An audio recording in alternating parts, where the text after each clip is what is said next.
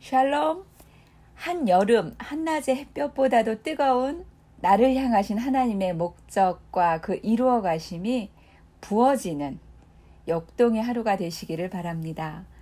영적 기초를 다지는 40일의 하루하루를 통해서 빗나가 있던 관점과 그로 인해 빗나가 있었던 삶의 모습들이 본래의 자리를 찾게 되기를 기도합니다.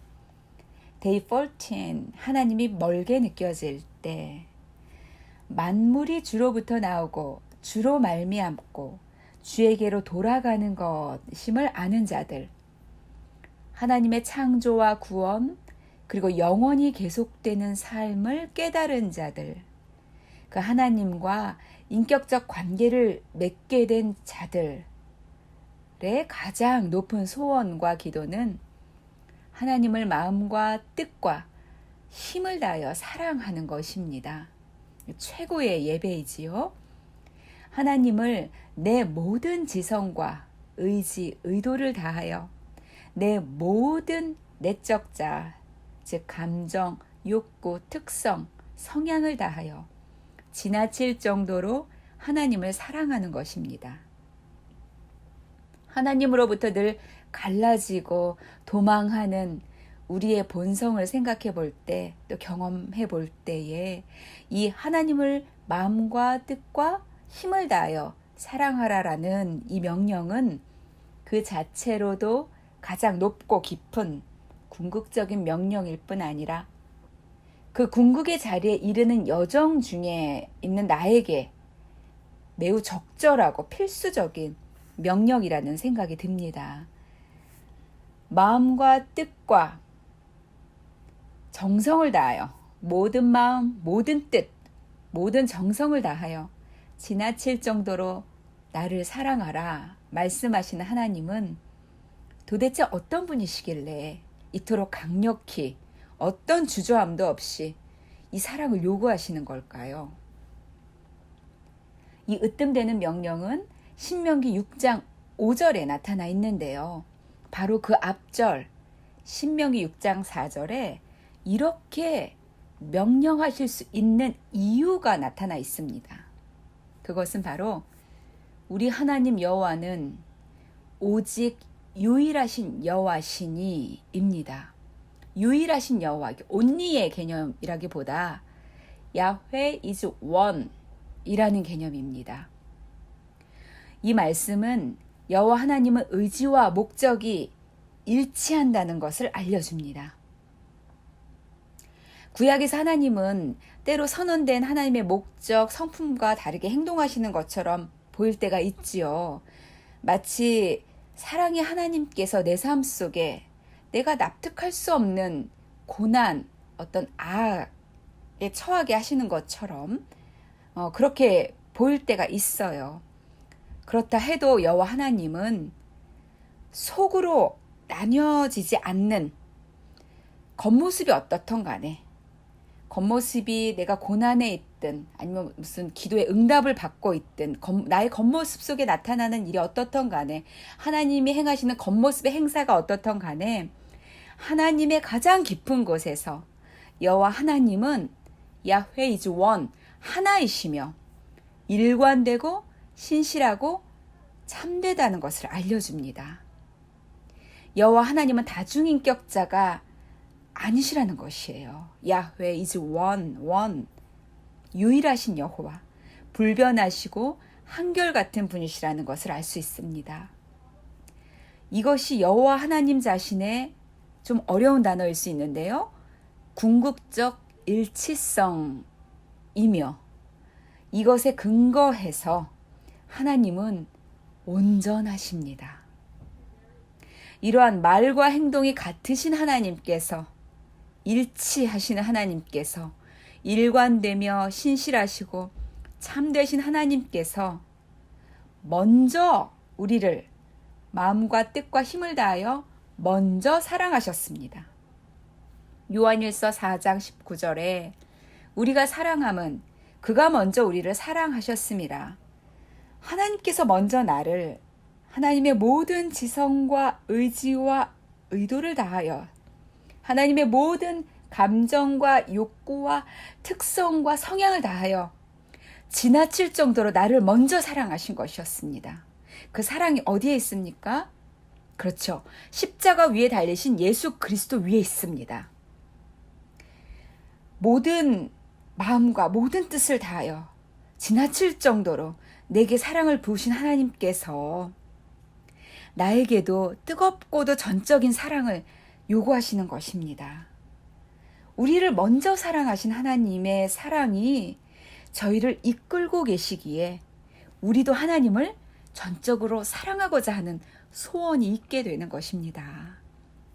어떠한 상황에서도 주를 사랑하고 찬양하고 기뻐할 수 있도록 하나님께서는 당신의 놀라운 지혜 속에서 우리를 단련시키십니다. 고통과 어려움, 시련, 시험의 구비구비를 돌게 하시면서 하나님을 향한 굴하지 않는 믿음과 사랑과 경외를 가르치셨습니다. 이러한 믿음, 사랑, 경외는 그저 원한다고 주어지는 것이 결코 아님을 우리는 인생의 시절을 통해서 배워왔습니다.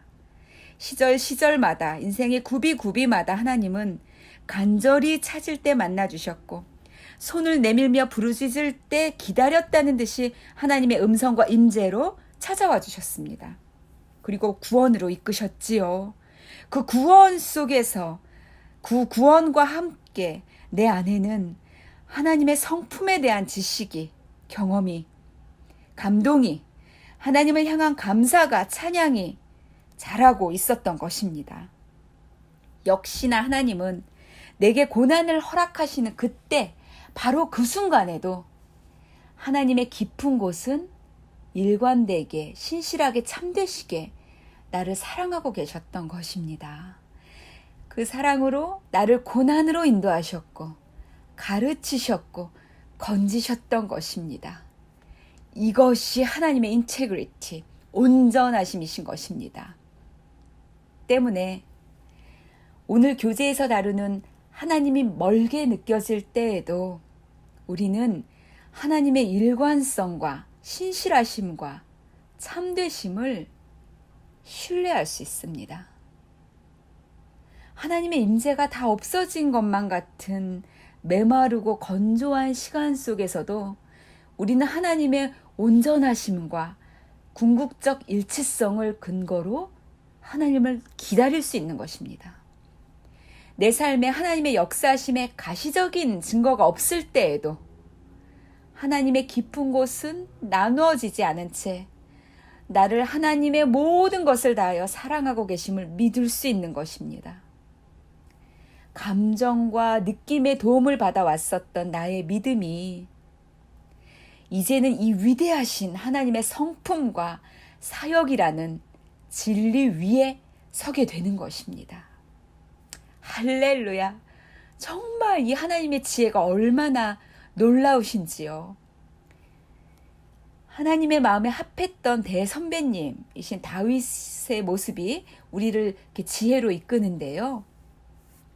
원통함과 우한에 옥에 갇힌 다윗, 엎드러진 채로 죽은 지 오래된 자 같이 된 다윗이 그 긴 시간을 지나고 지나 마침내 더듬거리기 시작합니다.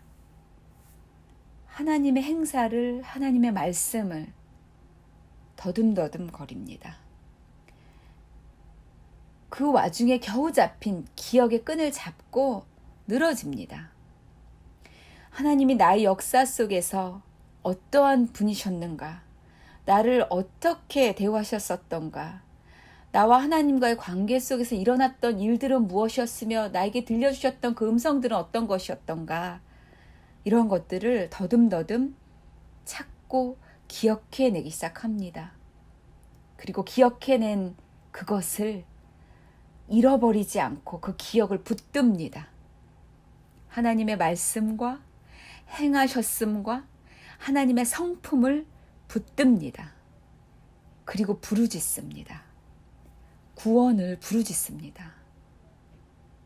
그리고는 노래합니다.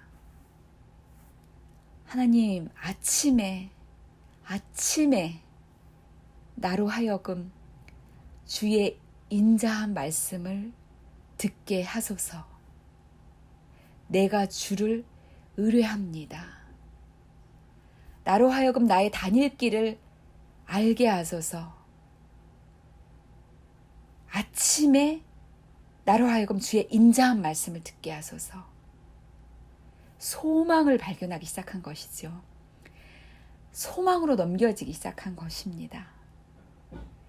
이렇게 말씀을 기억해내고 역사 속에서 나와 함께 하셨던 하나님의 행하셨음을 기억해내고 그 속에서 배웠었던 하나님의 성품을 기억해냈던 다윗의 모습을 통해 우리가 이 하나님과 멀게 느껴지는 이 하나님의 임재가 사라진 것과 같은 이 사막 같은 시간 속에서 어떻게 하나님 앞에 있어야 하는지 우리를 인도해 줍니다.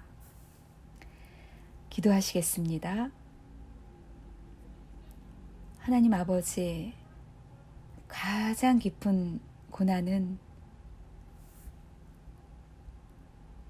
가장 깊은 고난 속에서 가장 깊은 고난인 하나님의 부재를 걸을 때